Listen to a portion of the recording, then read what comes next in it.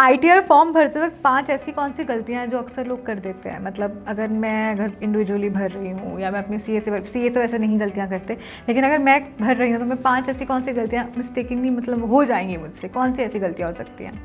पहली गलती तो ऐसी है कि आप एआईएस से आपको चेक करना चाहिए कि आप जो रेवेन्यू डाल रहे हो, आपके जो इनकम डाल रहे हो, वो एआईएस से मैच करके डालिए।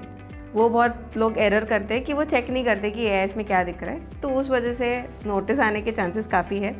सेकेंडली, रिटर्न फाइल करने के विदिन 30 डेज़ आपको ई वेरीफाई करना होता है। अगर आप ई वेरीफाई नहीं करोगे तो it is as good as कि आपने रिटर्न फाइल नहीं किया है। तो वो इम्पॉर्टेंट है कि आप फाइल कर रहे हो तभी साथ में ई वेरीफाई भी कर दो। थर्ड चीज़, बैंक अकाउंट जो आपने इनकम टैक्स पोर्टल पे डाला हुआ है उसको वैलिडेट करके रखिए। वो अगर आप वैलिडेट नहीं करोगे तो रिफ़ंड आने में बहुत इश्यूज़ होंगे, बहुत डिले होगा। तो बैंक अकाउंट वैलिडेट करके रखना चाहिए आपको। फोर्थ चीज़ है कि आपने रेजिम जो आप सिलेक्ट करते हो उसमें आप चेक करिए कि कौन सा बेनिफिशियल है, न्यू रेजिम या ओल्ड रेजिम। अगर आप वो चेक नहीं करोगे और ऐसे ही फाइल कर दोगे, आपका टैक्स में लॉस हो सकता है। तो इम्पॉर्टेंट है कि आप फाइल करने से पहले रेजिम चेक कर लीजिए। फिफ्थ पॉइंट इज़ आपको ये आईटीआर कौन सा एप्लीकेबल है वो चेक करना बहुत ज़रूरी है। आईटीआर 1 जाना है कि आईटीआर 2 कि आईटीआर 3 कि आईटीआर 4। इट्स इम्पॉर्टेंट कि आप चेक करिए सो दैट आगे जाके आपको नोटिस ना आए।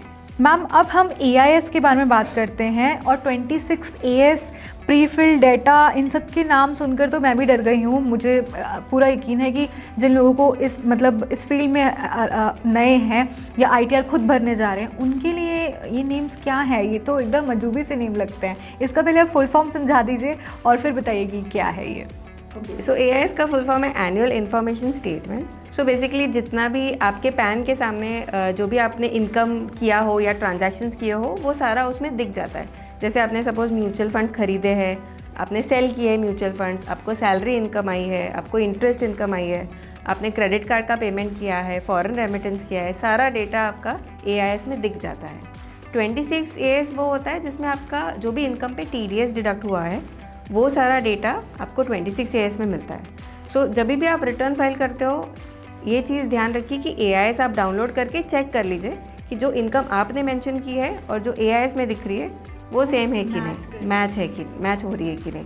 अगर नहीं हो रही है, आपको लग रहा है कि एआईएस में कुछ गलत डेटा आया हुआ है, तो आप एआईएस में वहाँ पे एक ऑप्शन है रिपोर्ट करने का, तो आप वहाँ पे फीडबैक दे सकते हो कि ये मेरे पैन के सामने ये ट्रांजैक्शन नहीं हुआ है, तो आप वो फीडबैक ऑनलाइन दे सकते हो। बट इम्पॉर्टेंट है कि आप एआईएस चेक करके मैच कर लीजिए जो आपकी इनकम के साथ है। देखिए, एक और चीज़ है, आईटीआर फाइलिंग में इस साल बहुत बड़ा बदलाव आया है और as a taxpayer I think हर किसी को इस बदलाव के बारे में पता होना चाहिए और बहुत सारे लोग इस बारे में बताते हैं, but as a financial expert what do you want to say? जो मेन 2-3 चीज़ें चेंजेस आए हैं आईटीआर में, वो ये एक है कि जो प्रिजम्पटिव इनकम में जाते हैं, जो बिजनेसेस प्रिजम्पटिव इनकम में दिखाते हैं, उनको बैंक बैलेंस दिखाना मैंडेटरी हो गया है फ्रॉम दिस ईयर। एंड दूसरी एक चीज़ चेंज हुई है कि अगर आपकी 2 प्रॉपर्टीज़ है तो पहले उनको मैंडेटरी आईटीआर 2 फाइल करना पड़ता था, बट अभी 2 प्रॉपर्टीज़ है तो भी आप आईटीआर 1 फाइल कर सकते हो। मतलब जो सिंप्लीफाइड फॉर्म है एंड 34 पेजेस का फॉर्म ना फाइल करके आप आईटीआर 1 फॉर्म फाइल कर सकते हो अगर आपकी 2 प्रॉपर्टीज़ है। ओके, सो एक सैलरी स्लिप और फॉर्म 16 में क्या डिफरेंस होता है? ये आई थिंक हर सैलरीड इंसान का ये सवाल होता है, तो आप इस पर थोड़ा अगर बताते तो सैलरी स्लिप आपका मंथली स्लिप होता है जिसमें आपका मंथली कितना सैलरी आपको आया है उसका डिटेल होता है। एंड फॉर्म 16 जो है वो साल में एक ही बार आपको आता है जिसमें पूरा साल का एनुअल सैलरी डिटेल्स होती है, कितना टीडीएस डिडक्ट किया है। तो फॉर्म 16 में भी 2 पार्ट होते हैं, part A part B. Part B में पूरा डिटेल्स होता है कि आपकी कितने सैलरी है, कितनी अलाउंसेस है, कितने पर्क्विजिट्स आपको मिले हैं। एंड पार्ट ए में कितना टीडीएस डिडक्ट किया है वो डिटेल्स आपको मिलती है।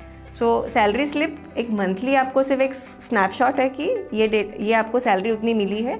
एंड फॉर्म 16 आपका बेस है कि इतना साल में आपने कमाया है।